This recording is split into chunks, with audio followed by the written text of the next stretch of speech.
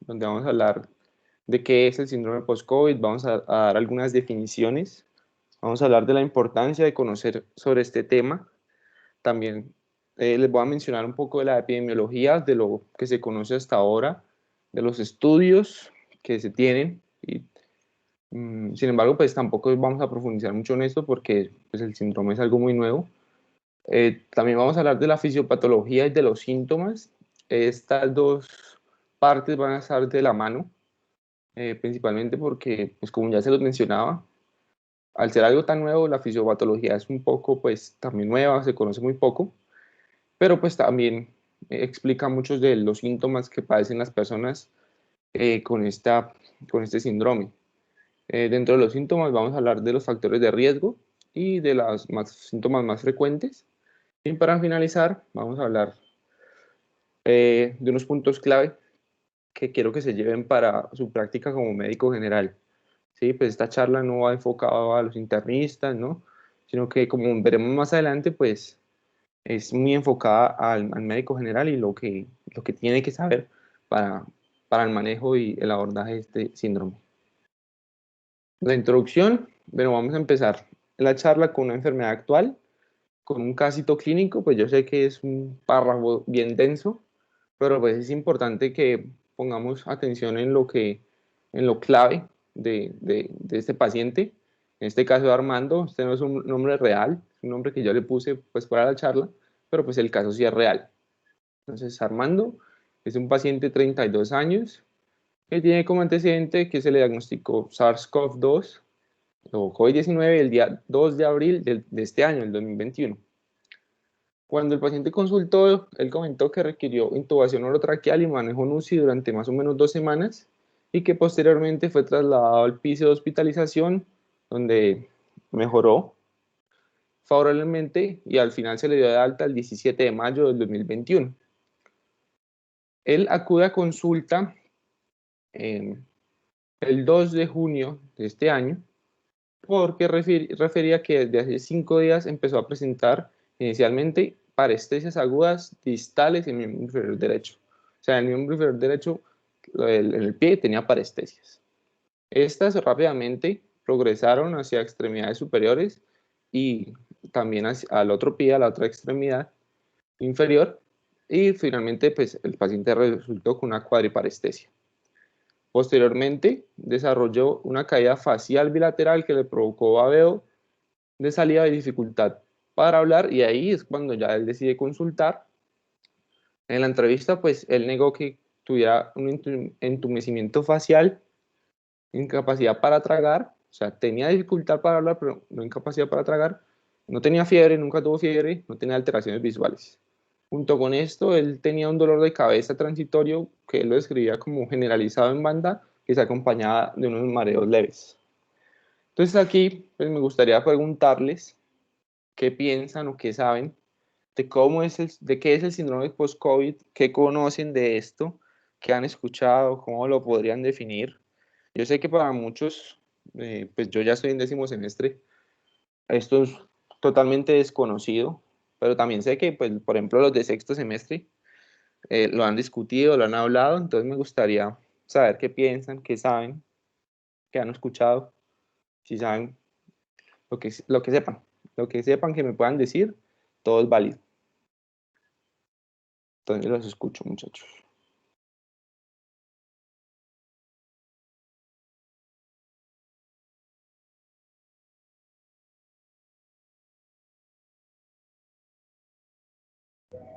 Pues, por ejemplo, yo soy estudiante de sexto semestre. Disculpa, ¿quién está Eh, hablando? Carla, Ah, dale. ¿me escuchan? Sí, Sí, sí, dale. ok. Pues yo he tenido la posibilidad de ver varios pacientes en mis rotaciones, digamos, post-COVID con secuelas. Y pues en general uno ve que quedan con bastante desacondicionamiento físico, más que todo pues con requerimiento de oxígeno para la casa, pues sí quedan como muy débiles, no sé como tal el síndrome que puede pues abarcar, pero eso es lo que uno ve más que todo en los pacientes, que persisten los síntomas, debilidad muscular, que el destete de oxígeno es muy complicado y pues sí en general eso. Sí, pues, es más o menos lo que pasa. Así tú pues mencionas varios síntomas de lo que has escuchado y visto. Para definirlo, pues digamos que se pueden hacer tres divisiones o tres cronologías en el COVID-19. ¿Sí? La primera es el COVID-19 agudo, ¿sí? Que son estos signos y síntomas que se dan hasta por 4 semanas desde la aparición desde el primer síntoma.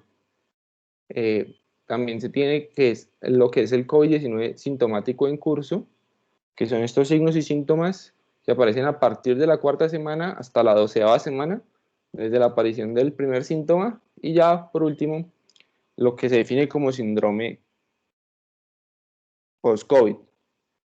¿Qué son los signos y síntomas que se desarrollan después de la 12ª semana en la infección por COVID-19 y no se atribuyen a un diagnóstico alternativo?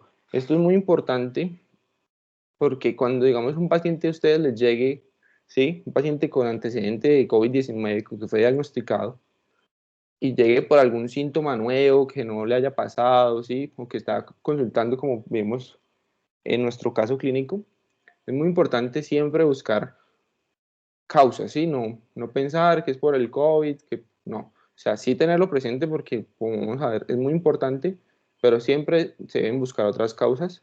Y cuando ya no se tenga una causa, pues ya decir que sí es por el COVID y ya diagnosticarlo como un síndrome post-COVID. ¿Por qué es importante conocer esto? Esto es muy importante porque actualmente y lo que se recomienda es que se debería hacer un abordaje integral de los pacientes con síndrome post-COVID, que debería empezar desde la fase aguda, desde el COVID-19 agudo, para crear estas clínicas, como se conoce, unas clínicas de COVID-19, así como una clínica del dolor, una clínica de coagulación, que estén equipadas para, o sea, atender y brindar una atención muy integral a los pacientes, porque, como vamos a ver más adelante, esto no solo es de una especialidad, empieza con el médico general y es muy importante manejarlo desde el entorno ambulatorio. Aquí en esta gráfica pues vemos lo mismo, me pareció muy buena, ya que pues muestra muy bien cómo es la cronología. Como ya se los decía, el COVID-19 agudo suele durar hasta la cuarta semana desde el inicio de los síntomas. Eh, y ya pues en este artículo lo dividían en COVID-19 posagudo, que a su vez lo subdividían en COVID-19 sintomático en curso, un COVID crónico o el síndrome post-COVID, o incluso se puede encontrar como COVID-19 largo, pero pues es lo mismo, ¿sí? Vemos que pues en la fase aguda es donde pues más que todo se hace el diagnóstico, son los primeros síntomas. Sin embargo, pues ya el COVID posagudo son los síntomas persistentes, complicaciones tardías o a largo plazo, que son después de las 4 semanas, que incluso pueden, como vemos en la gráfica, durar hasta 6 meses o hasta más, ¿sí? Entonces, también vemos que hay una gran cantidad de síntomas que ya más adelante hablaremos bien de esto, pero pues ya nos damos cuenta que es una entidad muy heterogénea. Bueno, yo les traje un poco de la epidemiología, lo que se conoce hasta ahora, pues no hay algo como muy definido. Lo que hay hasta ahora son puros estudios, ¿sí? Principalmente en Europa, en Estados Unidos, en China, ¿sí? Por ejemplo, en este, Chopra y colaboradores, que fue un estudio que se hizo en 38 hospitales de Michigan, ellos encontraron que en un seguimiento de 60 días, sus pacientes principalmente presentaban disnea al subir escaleras, que era el más común, también tos en 15.4%, una pérdida persistente del gusto y del olfato. En estudios en Europa, como el de Carfi y colaboradores, que fue un estudio que se hizo en Italia, donde también se les hizo un seguimiento a los pacientes a 60 días, este mostró que la fatiga, la disnea, el dolor articular y el dolor torácico fueron los síntomas que más informaron sus pacientes en este seguimiento, ¿sí? Otro estudio que hicieron Carvalho y Schneider también en Europa, en Italia,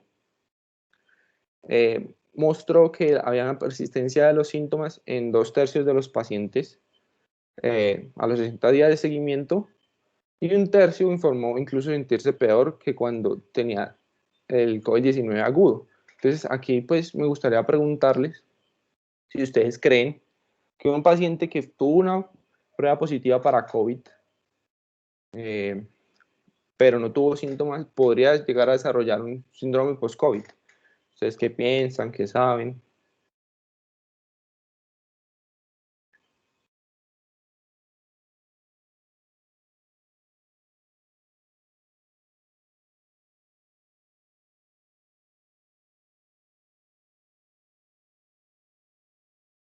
¿No saben? No, pues ahí, la verdad, pues yo no tengo ni idea. Bueno, igual más adelante pues les voy a mencionar pues la respuesta.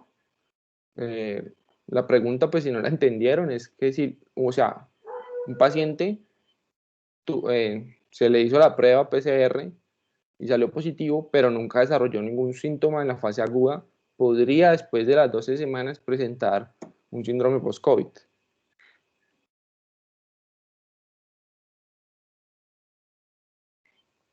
Bueno, la verdad si no saben no importa, muchachos. Ya más adelante yo les voy a decir y no importa. En estos dos estudios de Arnold y Moreno, que fueron un estudio que se hicieron en España y Francia, la verdad también se encontraron síntomas muy similares, como fatiga, disnea, angustia psicológica, diagnósticos de estrés postraumático, ansiedad, depresión, alteraciones en la concentración, en el sueño, también en un seguimiento de 60 días, lo cual nos deja ver que pues es algo que pues, está creciendo y que es bastante mórbido. Este estudio en China, que se hizo en Wuhan, digamos que es uno de los más grandes. El 76% de los pacientes que se evaluaron y se les hizo el seguimiento a los 6 meses, ¿sí? O sea, ya no a los 60 días, sino a los 6 meses, mostraron que sí tenían al menos un síntoma, donde la fatiga y la debilidad muscular era el más común en un 63%, seguido de alteraciones en el sueño, dificultad para dormir y ansiedad y depresión, ¿sí? Entonces, ya estamos viendo que esto es muy mórbido, afecta mucho la calidad de vida de los pacientes y por eso es muy importante conocerlo. Ahora vamos a hablar un poco de la fisiopatología. Pues los mecanismos fisiopatológicos que predominan en el COVID pues son varios, ya más adelante los mencionaré un poco mejor, pero ¿por qué les traigo esta imagen donde comparan digamos, las tres epidemias pues la pandemia actual por estos virus de coronavirus, como el SARS-CoV, el MERS y el COVID-19? Es muy importante saber que pues estos virus, ¿sí? Actúan muy parecido, tienen muchas similitudes filogenéticas, ¿sí? Por ejemplo, pues son muy afines a la enzima convertidora angiotensina 2, ¿sí? Pero hay una diferencia que tiene el SARS-CoV-2, a pesar de que tengan tantas similitudes, ¿sí? En su genética y todo esto. Primero, pues la pandemia se dio fue porque, a diferencia del MERS y el SARS-CoV, estos mostraron una tasa de letalidad mucho más alta a la que tiene el COVID-19, ¿sí? Lo que generó que los cercos epidemiológicos se hicieran muchísimo más rápido, ¿sí? Y no permitió que, pues sí, que se volvieran pandemias y se volvieran lo que es, digamos, ahora el COVID-19. Entonces, digamos que por así decirlo, se le hizo un manejo desde antes, ¿sí? Otra diferencia fisiopatológica que tiene el COVID-19 o el SARS-CoV-2 es que, a diferencia de los otros dos, este es infeccioso en su fase asintomática.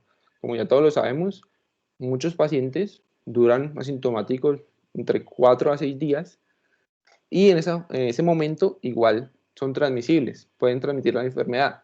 El SARS y el MERS no. O sea, el MERS y el SARS principalmente generaban síntomas desde una vez se infectaban, ¿sí?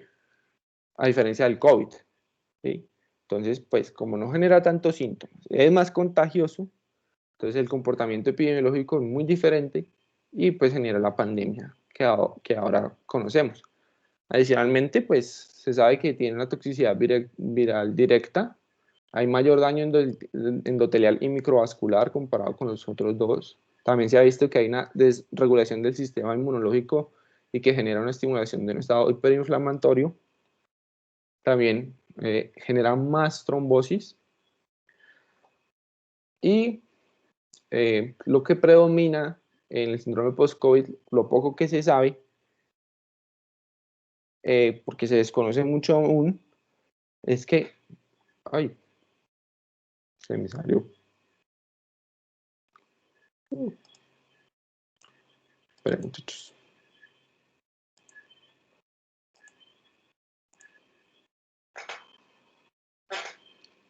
Se salió.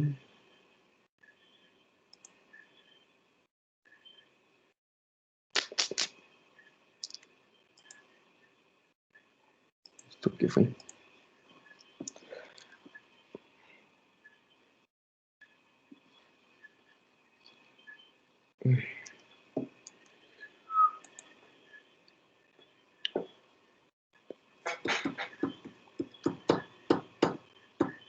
Ya, entonces les estaba diciendo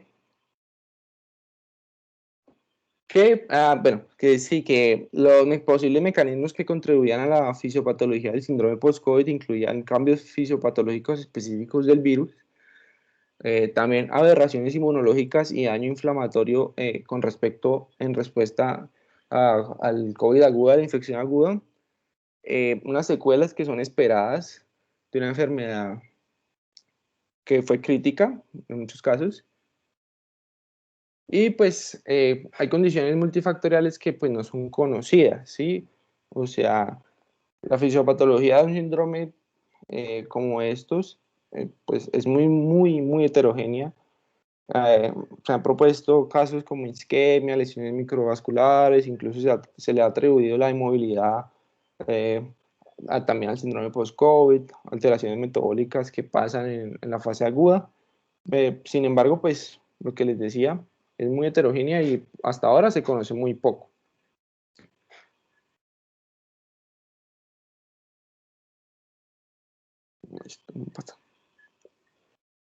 Bueno, ahora vamos a hablar un poquito de los síntomas o de la gama de síntomas tan grande que tiene este síndrome. Pero antes les voy a hablar un poco de ciertos factores de riesgo que se han identificado, pero no son los únicos y no son definidos. O sea, no es como que ya se sepa que si alguien tiene esto, eh, pues va a desarrollar un síndrome post-COVID. No, son algunos que se han identificado, pero pues como les digo, no es que si por ejemplo, uno de los factores de riesgo es gravedad de la enfermedad y el paciente estuvo en la UCI, entonces va a desarrollar el síndrome post-COVID.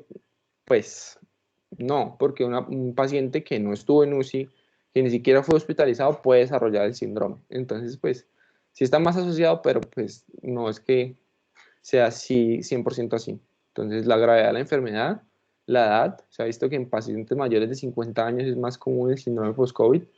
El sexo, las mujeres lastimosamente les da más. Y algunas comorbilidades como enfermedades respiratorias previas, el asma. Y uno que es muy importante, que se ha visto que sí es muy clave, es la obesidad y el aumento del índice de masa corporal. Se ha visto que en los pacientes con obesidad y sobrepeso es más común que desarrollen síndrome post-COVID, y pues en nuestra actualidad, donde la mayoría de muchos pacientes son obesos, pues y en plena pandemia, pues es muy probable que terminen con síndrome post-COVID y con alguna alteración de su funcionalidad. Para tener en cuenta, pues, lo que les decía, la fisiopatología del síndrome post-COVID es probablemente multifactorial. El síndrome post-COVID es algo muy complejo, muy heterogéneo, que poco se conoce. Lo que les decía antes, en pacientes con casos tanto leves como graves y con independencia de qué síntomas presentaran y de la gravedad de estos en la fase aguda, pueden desarrollar síndrome post-COVID.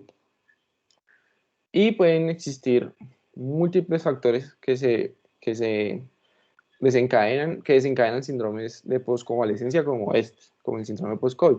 Entonces aquí vemos algunos síntomas residuales que persisten tras la fase aguda. También se ha visto que hay daño en múltiples órganos, entonces eso también genera pues que a pesar de la recuperación de la enfermedad, pues por el daño que ya se dio en la fase aguda, pues hayan luego síntomas con respecto a este daño que se dio. La consecuencia de una hospitalización o intubación prolongada, los síndromes post-cuidado intensivos, este es uno de ellos. Consecuencias de una inflamación residual, que generalmente es crónica, se puede dar vasculitis, autoinmunidad, el agravamiento de comorbilidades previas, síndrome de fatiga crónica, un trastorno de estrés postraumático y el efecto psicosocial del confinamiento y del aislamiento social. Entonces vemos que esto es muy, muy amplio. Y como lo veremos más adelante, el hecho de que sea tan amplio es lo que hace que el abordaje que deba ser muy interdisciplinario. Se ha visto que aproximadamente el 90% de las personas recuperadas puede presentar una amplia gama de síntomas y signos que pueden variar entre los pacientes. O sea, un síndrome post-COVID puede ser una persona que a las 12 semanas le dio una cefalea muy leve, ¿sí? O incluso ya otro caso del extremo es que le dio una CB, o incluso pues terminó con fibrosis pulmonar o enfermedad renal crónica, ¿sí? O solo que terminó con anosmia, ¿sí? Es muy variable. O sea, no se puede, como yo, decir, no, pues que tiene fibrosis, que tiene síndrome post-COVID, no. Dentro de las manifestaciones clínicas, pues digamos que las podemos dividir por sistema. Las pulmonares, que pues la más importante es la disnea. También se ha visto que hay disminución en la capacidad del ejercicio, hipoxia. Estos son síntomas y signos que son habitualmente persistentes. También se ha visto que dentro de las secuelas pulmonares hay una capacidad de difusión reducida, pero bueno, más adelante les hablaré bien de esto. Entre las neurológicas, pues hay también una amplia gama de secuelas, la cefalea, el deterioro cognitivo, alteraciones del sueño, incluso se ha hablado de un síndrome de Guillain-Barré, varias secuelas, polineuropatías, las cardiovasculares, palpitaciones, disnea, dolor torácico, las renales, la disminución de la tasa de filtración glomerular, una enfermedad renal crónica, las endocrinas, que haya aparición de diabetes, de novo, ¿sí? O empeoramiento de esto, que el paciente desarrolle luego una cetoacidosis diabética, aparición de trastornos tiroideos, desmielinización ósea, los pacientes terminan con osteopenia, gastrointestinales como el dolor abdominal, la náusea, diarrea, anorexia, osteomioarticulares, miopatías, contracturas de tipo miogénico, neurogénico, artrogénico, hematológicas, eventos tromboembólicos, psiquiátricas, depresión, ansiedad, trastorno de estrés postraumático, delirium, incluso se han reportado alteraciones en la piel, dermatológicas, como la pérdida del cabello. Entonces aquí vemos esta tabla que me pareció muy chévere, donde pues en el estudio de 143 casos vemos como la fatiga pues era lo que más se presentaba, pero vemos como al inicio de los síntomas estaba presente, pero a los 60 días todavía estaba muy presente. Entonces vemos que esto generalmente es largo, ¿sí? Y pues que genera mucha morbilidad. Entonces, retomando nuestro paciente, don Armando, pues Armando es un paciente de 32 años, ya sabemos que le dio COVID el 2 de abril, requirió intubación y fue manejado en UCI, le dieron egreso el 17 de mayo y el 2, pues el 2 de junio consultó porque tenía parestesias agudas distales en el miembro inferior derecho que progresaron hacia extremidades superiores y finalmente le dieron cuadriparestesia. También tenía caída facial bilateral con babeo de saliva y pues acompañado de esto tenía una cefalea transitoria en banda y mareos. También tenía disartria. Dentro de estos antecedentes, pues vemos que el único antecedente patológico que tenía antes de la infección por el virus era que era hipertenso, manejado con losartán, 50 miligramos cada 24 horas, nada más, y pues de resto todo normal, revisión de síntomas normal, o sea, si sacamos lo del COVID, de resto no tenía nada. Cuando llegó pues se le hizo un examen físico normal. Lo vemos que un paciente alerta, en buenas condiciones generales, orientado, colaborador con la entrevista. A los signos vitales no tenía fiebre, tenía una presión arterial elevada, en la frecuencia respiratoria de 16, frecuencia cardíaca de 75, saturando 99 al aire ambiente y con un índice de masa corporal de 29.9. O sea, teníamos un paciente casi obeso, con sobrepeso, pero pues ahí pegándole al palo. Pero pues como ya lo vimos, uno de los factores de riesgo más importantes. En cabeza y cuello, pues nada, mucosas húmedas, rosadas, claras anictéricas, sin adenopatías, cuello móvil. El examen de otorrino también sin alteraciones, cardiopulmonar normal, ruidos cardíacos rítmicos regulares, sin soplos, murmullo circular presente en ambos campos, sin sobreagregados. Al abdomen, un abdomen blando, depresible, sin dolor a la palpación, sin masas y megalias. Y pues ya el examen neurológico, vemos que pues, les voy a decir solo lo positivo del examen. Entonces, tenemos un paciente con una parálisis facial completa bilateral, sus pares craneales normales, con disartria, fuerza 5 de 5, tono normal, arreflexia, Babinski negativo, disminución de la sensibilidad en extremidades, que principalmente afectaba las zonas distales hasta las articulaciones del tobillo y el codo, en la marcha sin ataxia y romper positivo. Entonces, con estos datos que tenemos hasta ahora, ¿ustedes qué abordaje harían? ¿Qué exámenes le pedirían? ¿Qué piensan que el paciente tiene? ¿Sí? ¿A qué se le atribuye? ¿Qué tipo de secuelas son las que el paciente tiene en este momento?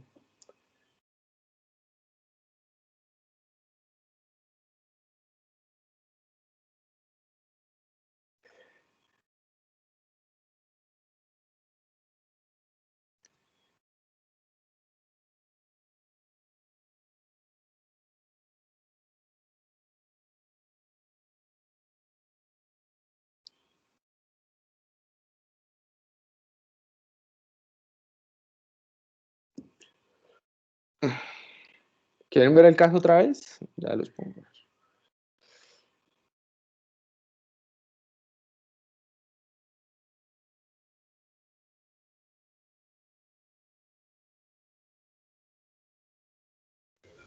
Hola, buenas noches. Pues Hola. yo de pronto le pediría una punción lumbar, inclinándome porque el paciente pues, puede tener de pronto un Guillain-Barré. Bueno, muy bien. ¿Y qué otros exámenes le pedirías? Una electromiografía de pronto. Sí, muy bien. Pero así como básico, así como.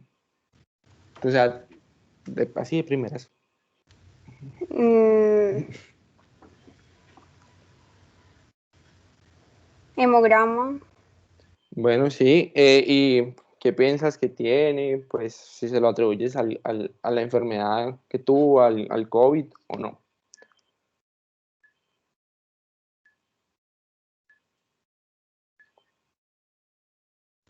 Pues sí pensaría en el COVID, además porque habías mencionado que se habían reportado casos de Guillain-Barré después de pues que personas presentaron infección, pues porque es un antecedente relevante que tiene el paciente. Sí, es verdad. Y pues en este caso, pues digamos que se podría pensar que las secuelas que son neurológicas de este paciente pues están muy asociados al COVID. Entonces, pues vamos a hablar un poco ya secuela por secuela de lo que se ha encontrado, lo que se sabe hasta ahora. Las secuelas neurológicas, por ejemplo, pues que son secuelas que se pueden presentar hasta en un 40% de los pacientes con síndrome post-COVID que ingresaron a UCI, como como en el caso de este paciente, él ingresó a UCI en su fase aguda. Entonces, pues se ha visto que es muy probable que vaya a desarrollar secuelas neurológicas. Dentro de esas secuelas neurológicas, pues la manifestación más común son la cefalea, los dolores de cabeza, que son muy similares a la migraña, que en muchos casos son refractarios a los analgésicos o al manejo tradicional. Eh, También se han reportado pérdida del gusto, anosmia, confusión mental. Esto es muy importante porque se ha visto que muchos pacientes, a pesar de no desarrollar, digamos, algo muy claro, ¿sí?, terminan como con estas dificultades de concentración, de la memoria, de un lenguaje receptivo, ¿sí?, de hacer como estas cosas que hacían antes de la enfermedad. No se conoce muy bien por qué, pero pues esto ha llevado a que haya un deterioro cognitivo que incluso puede fluctuar en los pacientes, a veces sí, a veces no. También pues se han visto casos de polineuropatías, hasta lo que decía ahorita Camila, la presentación de un síndrome de Guillain-Barré, ¿sí? También pueden presentarse alteraciones del sueño, mareos, disosmia, convulsiones, encefalitis y encefalopatía necrotizante. Entonces vemos que, o sea, puede literalmente dar de todo. La fisiopatología de por qué da estas lesiones, pues, neurológicas es discutida. Hay varios mecanismos que se han planteado. Uno es por diseminación hematógena del virus, donde hay una infección de las células endoteliales y los leucocitos. O sea, ahí mismo hay otra vía, que es la vía transneuronal, a través de la vía olfatoria u otros nervios craneales. Entonces, lo que se ha planteado es que a partir de esto llega al sistema nervioso, no se sabe bien cómo, generando una inflamación y pues generando estos síntomas. Otra propuesta es por inflamación y respuesta inmune, donde hay una respuesta anormal mediada por el sistema inmune. O sea, como ya lo vimos, hay un estado hiperinflamatorio que genera un compromiso neurológico secundario.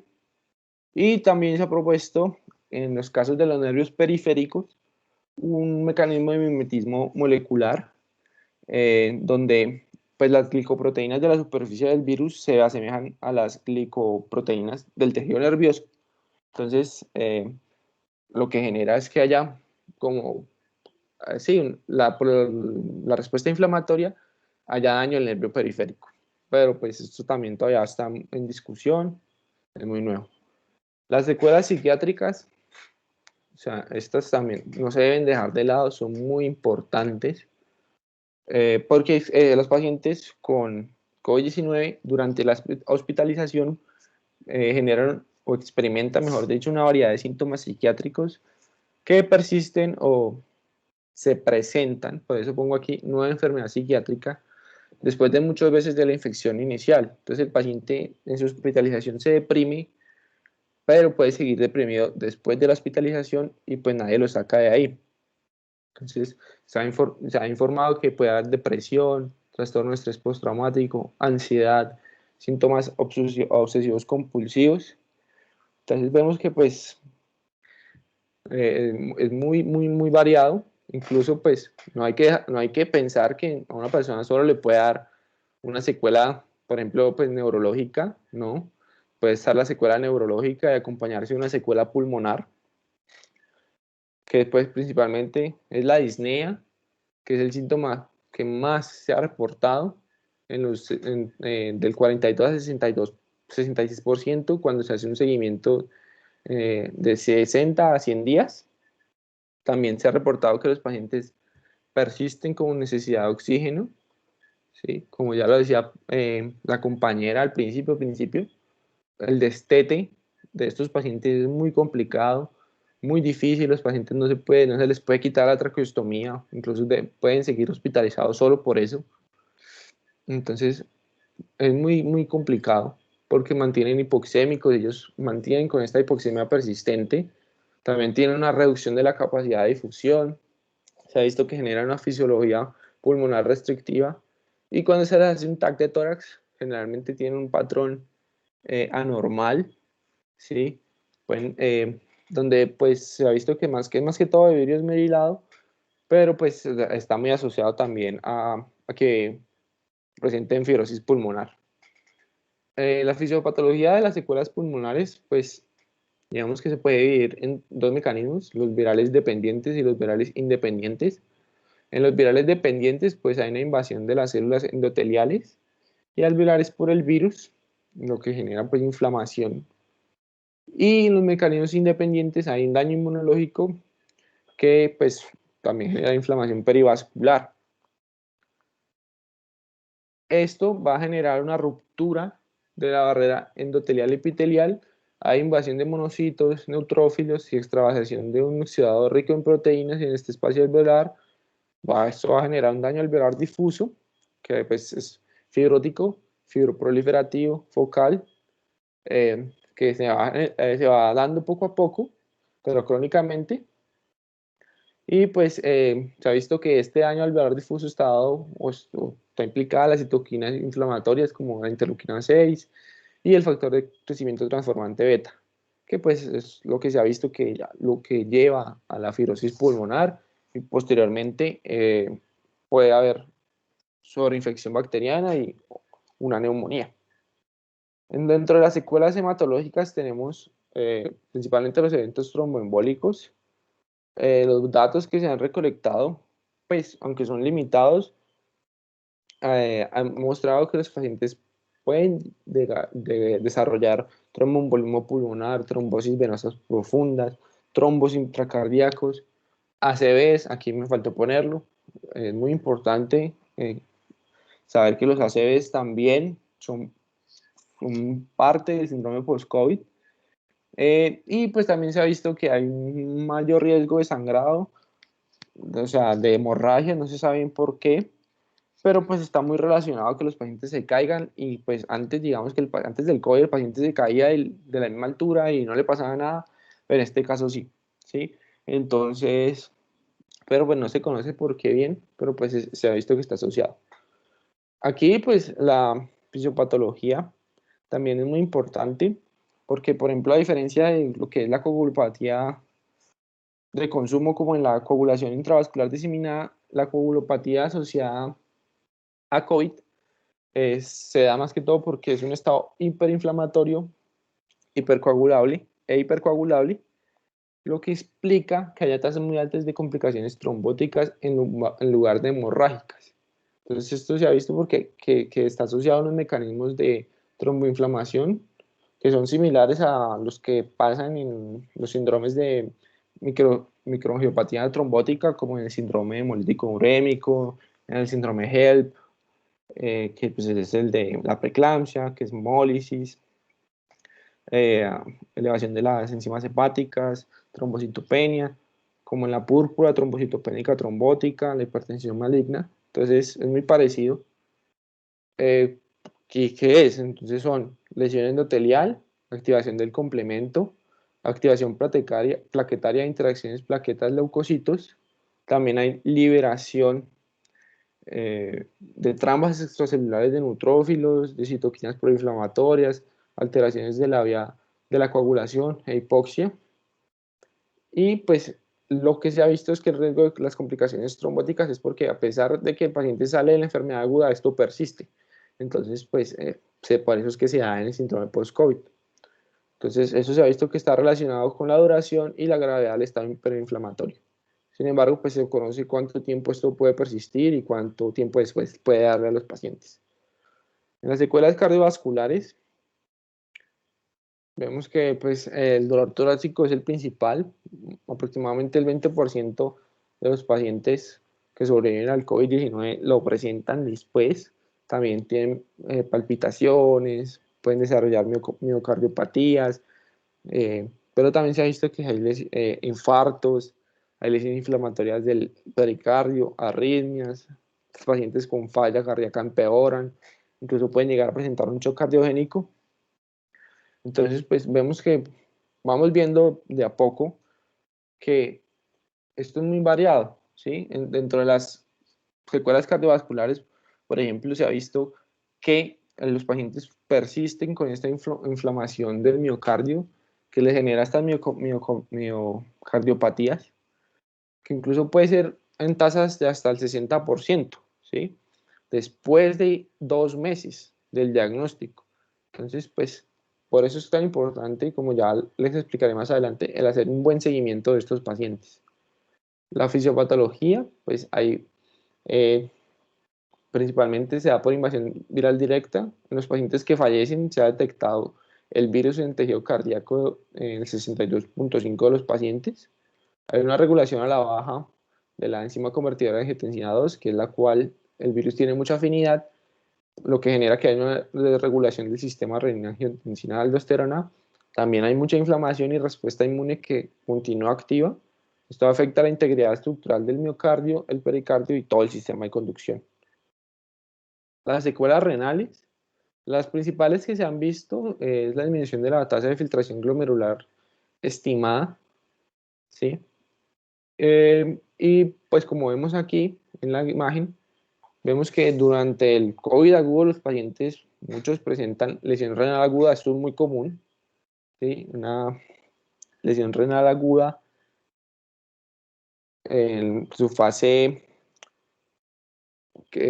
aguda que requiere terapia de reemplazo renal. Luego desarrollan una enfermedad renal aguda, ¿sí? También el COVID sintomático en curso, pero como vemos aquí, ya cuando en el síndrome post-COVID no logran recuperarse y terminan en una enfermedad renal crónica, ¿sí? O sea, vemos que esto puede seguir, nunca el paciente como que nunca vuelve a su estado basal y continúa deteriorándose a pesar de que su COVID ya, digamos, haya estado resuelto, ¿sí? Los pacientes que requirieron terapia de reemplazo renal con la injuria renal aguda generalmente se mueren en este periodo de síndrome post-COVID, pues, o sea, tienen una alta mortalidad. La fisiopatología de las secuelas renales es un poco más desconocida. Se ha descrito que el virus tiene un cierto tropismo por el tejido renal, que pues, puede generar ciertas alteraciones estructurales. Y pues se ha visto otro mecanismo que es por la nefropatía asociada a COVID o COAN, que genera que haya una glomerulosclerosis focal y segmentaria y pues lo que lleva posteriormente a la enfermedad renal crónica. Las secuelas endocrinas, el paciente puede desarrollar una diabetes mellitus de nuevo o incluso una cetoacidosis diabética mucho tiempo después. Se ha visto que esto sube. Ay, se me volvió a salir. Ya. Que esto sí, genera mucha resistencia a la insulina, ¿sí? Pero también se ha reportado que hay tiroiditis subaguda con tirotoxicosis clínica, hay tiroiditis de Hashimoto que aparece de la nada, o incluso enfermedad de Graves. Y pues la fisiopatología de estas secuelas también se ha visto que es por lesión viral directa, por un daño inmunológico e inflamatorio y por complicaciones iatrogénicas. Con respecto a la diabetes, pues se ha visto que lo que sucede es que hay un déficit en la producción de insulina, generalmente producido por factores como inflamación o respuestas por estrés, y también que hay una resistencia a la insulina periférica. No se conoce muy bien por qué. En los estudios se ha visto que no hay ningún daño en los islotes pancreáticos que explique el por qué no se produce la insulina, pero pues se ha asociado a que es por la producción, pero pues no hay un daño como tal. También se ha visto que en estos casos hay desmineralización ósea relacionada a inflamación sistémica, a la inmovilización, a la exposición a corticosteroides, a una insuficiencia de vitamina D e interrupción de agentes antirresortivos para la osteoporosis. Entonces, los pacientes también pueden salir o osteoporóticos o desarrollarla después. Las secuelas gastrointestinales, pues lo principal es que hay una alteración de la microbiota intestinal, han llegado a presentar síndrome de intestino irritable, dispepsia, y las secuelas dermatológicas es la erupción cutánea y la caída del cabello.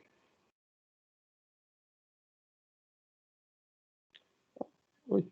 Bueno, entonces ahora vamos a hablar de qué le pasó, qué más pasó con don Armando. Bueno, a don Armando, pues en nuestro caso lo mandaron para urgencias. Ay, Dios. Lo mandaron para urgencias, allí se le tomaron varios paraclínicos, se le tomó un electrocardiograma, una PCR, una BCG, un TAC de tórax, un TAC de cerebro, incluso se les llegó a sospechar que estaba en una ACV. Todo esto salió normal, ¿sí? No me pregunten por qué, en qué momento, ni cómo este señor terminó en la UCI. En el caso no explican bien, bueno, pero bueno, eso no es importante. Terminó en la UCI, se le hizo una punción lumbar, como muy bien decía Camila, y pues vimos que tenía una glucosa y celularidad normal, tenía 139 miligramos por decilitro de proteína, una disociación albúmino-citológica, que es muy importante, y la serología viral del líquido y atención de gránulos cultivos negativos. También se le hizo una electromiografía y los hallazgos fueron compatibles con una polirradiculoneuropatía axonal desmielizante aguda. ¿Sí? Entonces, pues ya con eso vamos viendo que más o menos puede desarrollar Armando. Obviamente ya lo sabemos que está asociado al COVID, a su infección por COVID. En el tercer día de hospitalización, su enfermedad ya evolucionó a características autónomas, el paciente desarrolló taquicardia, inestabilidad de la presión arterial, se tornó hemodinámicamente estable, hubo un empeoramiento de la disarte de la disfagia y pues el reflejo nauseoso se redujo.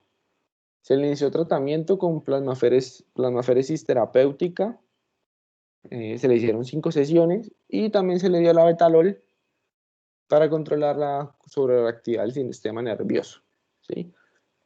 Pues luego no sabemos qué pasó, pero pues como ya bien lo decía Camila, se le diagnosticó un síndrome de Guillain-Barré por post-COVID, o sea, asociado al COVID, o sea, no tenía otra forma, no tenía otro cuadro infeccioso de antes, nada, una enfermedad autoinmune, un cáncer como un linfoma, nada.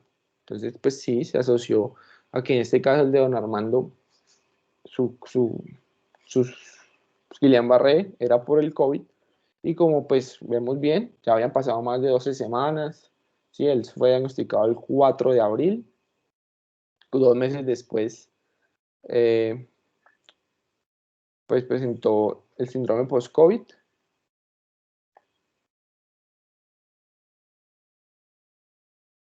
Y pues me gustaría preguntarles, ¿cómo es la evaluación de un paciente con síndrome post-COVID? ¿Cómo la harían? ¿Qué le preguntarían a su paciente? ¿Si la empezarían a hacer desde que se le da de alta o no?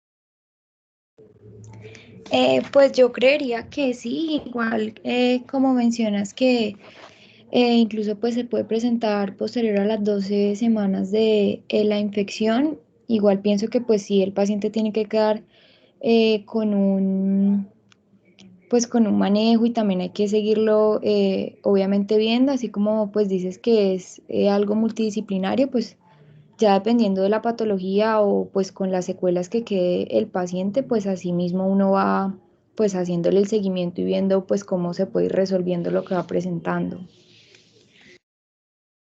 Sí, exactamente. O sea, al paciente se le debe hacer el abordaje desde que se le da de alta. ¿Por qué? Porque como vemos las implicaciones funcionales del síndrome post-COVID, pues más que todo el deterioro de la calidad de vida de los pacientes.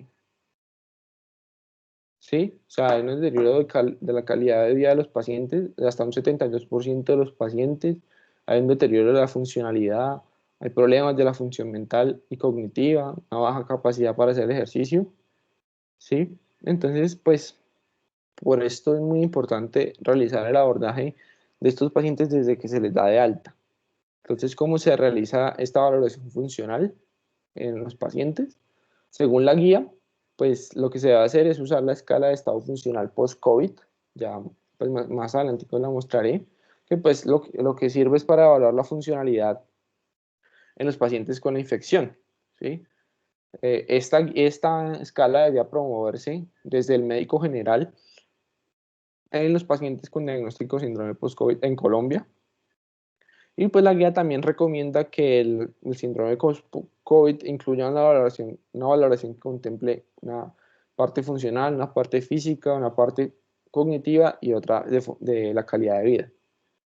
Entonces, en la escala vemos que, digamos, se basa más que todo en preguntas, donde se le pregunta al paciente que si puede vivir de forma independiente sin ayuda de otra persona, si es capaz de comer, caminar, ir al baño, realizar sus rutinas, ¿sí? Si dice que no de una vez, ya sabemos que tenemos un paciente grado 4 con limitaciones funcionales severas que debe no ser hospitalizado, ¿no? Pero sí debe tener un seguimiento dependiendo de sus secuelas por varios especialistas. Bueno, ya más adelante les mostraré. Si el paciente sí puede hacer sus tareas, también se le hacen unas preguntas, como que existen tareas, actividades en casa o en el trabajo que usted ya no es capaz de realizar. Aquí vuelve y si dice que sí, ya se le da un grado 3, que son limitaciones funcionales moderadas. Si dice que no, vuelve y se le pregunta que si tiene síntomas como dolor, depresión, ansiedad. Si dice que no, pues ya sabemos que no, por ahora no tiene limitaciones funcionales. Y si dice que sí, se le pregunta si necesita evitar o reducir sus tareas o distribuirlas en un tiempo adicional. Entonces, si dice que no, se clasifica en grado 1 y si dice que sí, en grado 2 como limitaciones funcionales ligeras. Aquí en esta tabla pues es lo mismo, pero pues se le da la calificación dependiendo más o menos del tipo de respuesta que dé el paciente. La guía pues recomienda que la evaluación de la funcionalidad de los pacientes con síndrome post-COVID se realiza mediante el índice de Bartel o la medida de independencia funcional. Se recomienda que el estado físico en los pacientes con síndrome post-COVID se realice mediante la prueba Sit to Stand, el Time Up and Go y el test de la caminata de 6 minutos. Se recomienda que el estado emocional en los pacientes con síndrome post-COVID se realiza mediante escalas de depresión, ansiedad y estrés, la DAS-21. La guía también recomienda que la evaluación del estado cognitivo en estos pacientes se dé a través del el Mini-Mental o el MoCA, dependiendo del nivel educativo de la edad del paciente, y que la evaluación de la calidad de vida de los pacientes con síndrome post-COVID se dé con el instrumento Eurocall 5D o el cuestionario de salud SF36, pues, que eso lo encuentran en internet. Esto porque es importante, como ya lo mencionaban, como yo también se los dije al principio, la idea de manejar los pacientes con síndrome post-COVID es hacer un abordaje integral de los pacientes, ¿sí? El abordaje integral de los pacientes que debe empezar desde la atención primaria, ¿sí? La atención primaria es muy importante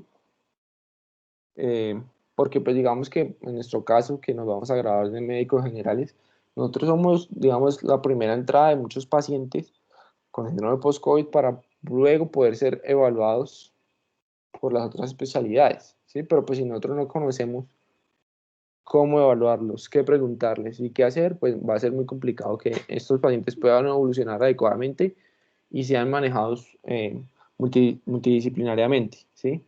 Hay pacientes que incluso pueden necesitar volver, como en el caso de don Armando, que incluso tocó volverlo a mandar a la UCI, ¿sí? Entonces sí es muy importante que al paciente se le dé un abordaje multidisciplinario, en lo que pues se esperaría que fuera una clínica de COVID, donde haya un cardiólogo, un neumólogo, un hematólogo, nefrólogo, un psiquiatra, un neumólogo, que vemos que pues lo más importante que presentan los pacientes con respecto a las secuelas. Aquí vemos un algoritmo que nos permite pues más o menos guiarnos de cómo hacer este abordaje o qué hacer, ¿sí?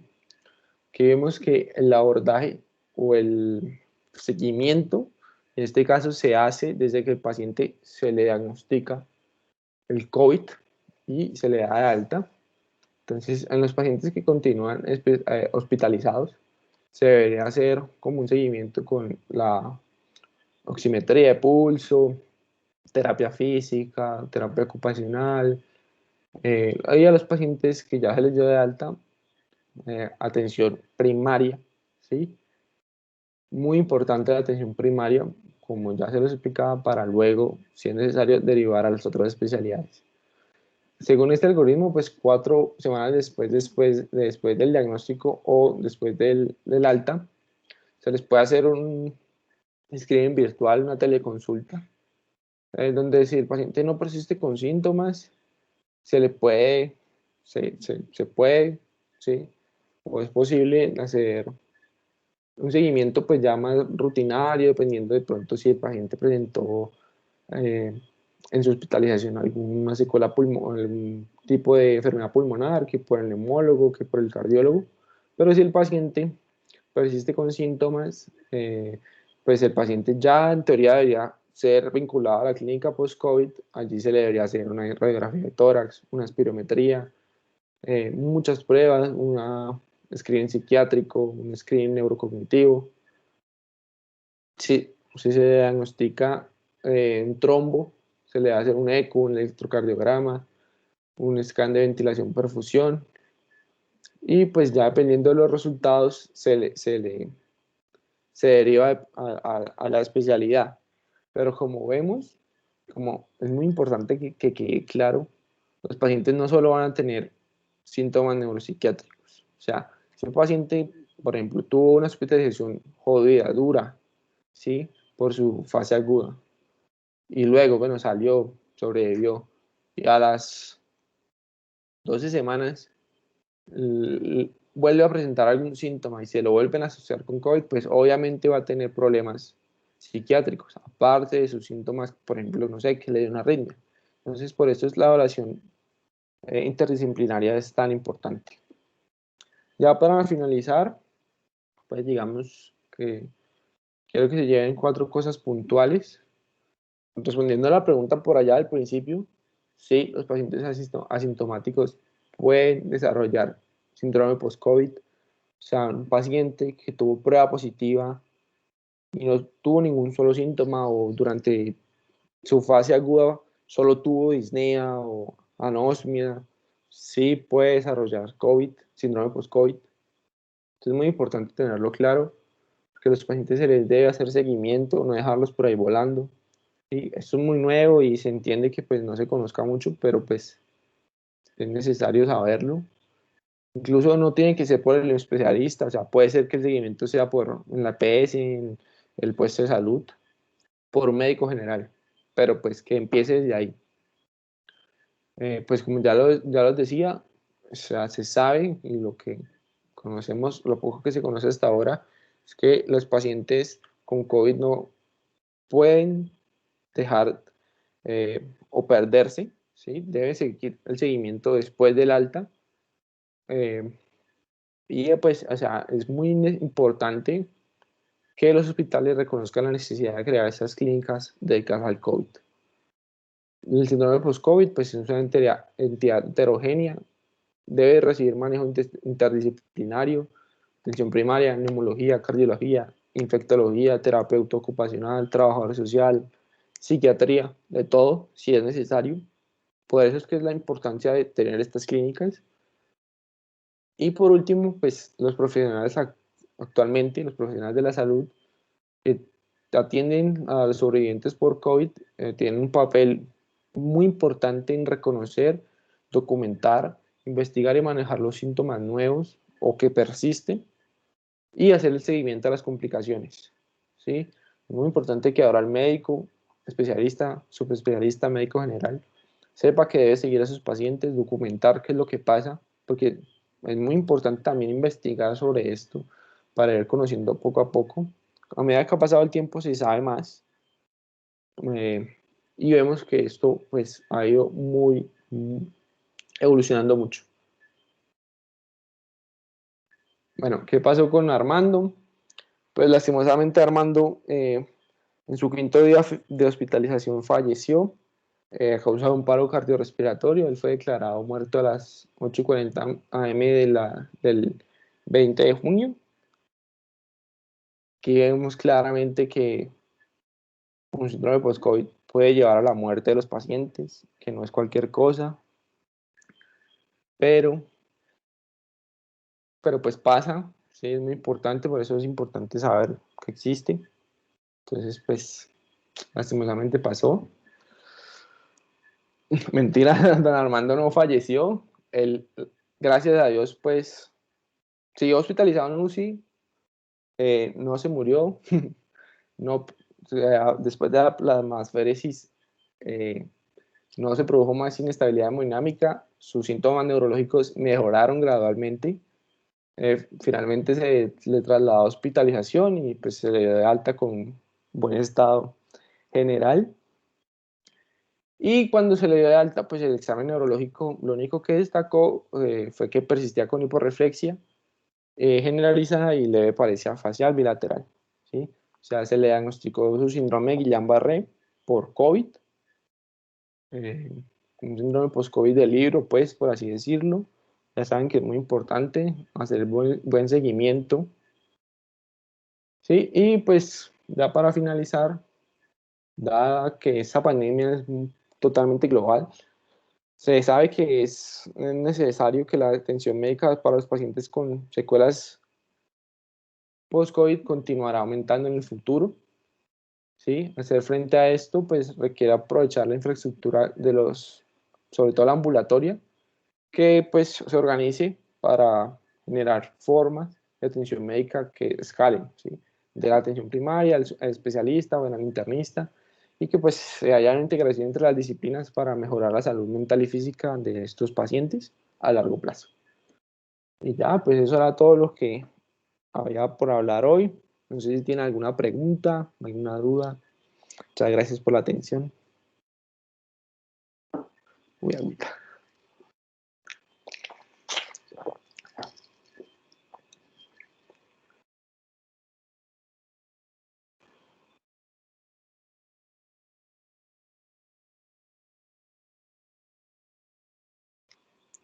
Bueno, si no tienen preguntas, pues muchas gracias, muchachos. Espero que de verdad aprendan mucho de esto. Es muy importante. ¿Sí? Yo sé que es algo muy nuevo. Es medio tosco porque son muchas cosas. O sea, la guía, por ejemplo, es bastante larga en esta parte, pero pues eso, o sea, eso demuestra lo importante que es. Sí, los pacientes, en este caso don Armando no se murió, pero pues sí tuvo una complicación o una secuela muy grave, que es un síndrome de Guillain-Barré. Y más que todo no es tanto por la secuela, sino por la alteración en la calidad de vida que puede tener estos pacientes, ¿sí?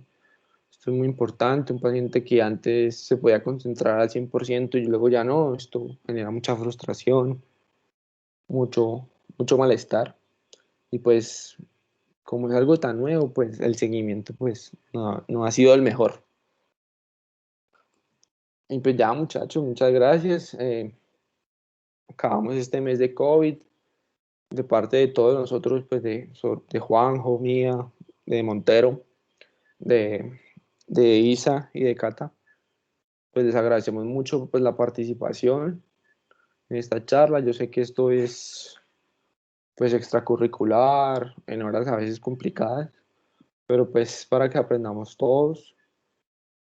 Decidimos empezar por este tema de COVID porque pues sabemos que es algo muy nuevo, que está en el boom, pero pues ya acabamos con esto, ya la idea es continuar, seguir metiéndole, que sigamos todos aprendiendo. Muchas gracias también a la doctora Salazar por la ayuda, que nos ha ayudado mucho, nos ha organizado mucho. Y pues ya, muchachos, la idea es que continuemos todos motivados y dándole duro al aprendizaje. Muchas gracias. Muchas gracias, Javi. Pues sí, yo creo que para la mayoría que asistimos a la charla, pues este tema es nuevo, pues realmente uno aprende y pues ahorita ya yo creo pues que en un futuro podríamos saber cómo enfocar a un paciente que nos llegue con esto y con el antecedente pues de su infección. agradecerle a todos pues la asistencia, la tutoría del doctor Torres y la asistencia de la doctora Salazar. Pues nada, lo esperamos entonces el próximo semestre con muchas más actividades.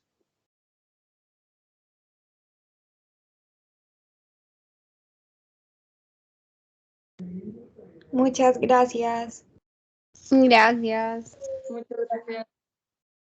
Muchas gracias, muy buena actividad. Muchas gracias por la charla. Gracias.